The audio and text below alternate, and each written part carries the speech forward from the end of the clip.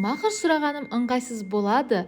Қарақат Абельдина қайта тұрмысқа шықты. Өзіңді кездестірген сәттен бастап өмірім ертегідей өтіп жатыр. Өнерде де өмірде де жарасымын тапқан өнерлі жұп Қыдырәлі Болманов пен Қарақат Абельдина үйленгендеріне 25 жыл болған күміс тойын дүркіретіп атап өтті. Қос әнші жақындарын, өнердегі, өмірдегі достарын жинап той жасады. Той төріне қос әнші жар әнімен шықты. Той үстінде имам Қыдырәлі мен Қарақаттың некесін қиды.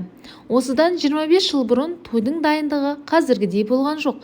Кірпікті жапстырмадық, бетті боямадық, шашты қоқайтып төбеге түйіп, оған гүлдерді топырлатып жапсытырып алып шыға бердік. Аяла қызым күлді. Міне, енді өзім қалағандай етіп қайдадан тұрмысқа шығып жатырмын. Неге? Жаңғырту деген нәрсе тамаша үрдіс.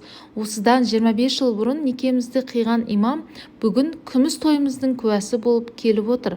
Келген қонақтардың бәріне ризашылығымызды білдіреміз, деді Қарақат Абельдина. Той үстінде имам Қарақат Абельдинадан мақырге не қалайтынын сұрады. Әлемнің жарығын ата-анам сыйлаған болса, әлемнің бар гүлін, жақсылығын маған Қыдекем сыйлады, көрсетті. Еш уақытта маған жоқ деп қарсы келмеген. Үлде мен бүлдеге орады, алақаныма салып аялады, уәде беріп, оны орындамай қойған кезі болмады. Осы күнімізге шүкір етіп, қуанып тұрмыз. Сондықтан мақыр сұрағаным орынсыз болады. Менде бәрі бар. Өзіңді кездестірген сәттен бастап әр күнім ертегідей деп күйеуіне шынайы ықыласын білдірді әнші.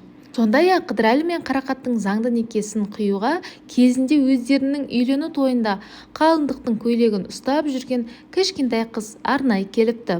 Ал әншілердің некесінің куәгері өздерінің екі қызы Аяла мен Айзада болды. Үйлену тойында Қыдырәлі мен Қарақат жаңадан неке жүзігін тағып, бұдан кейінгі өмірде де бірге болуға ант етті.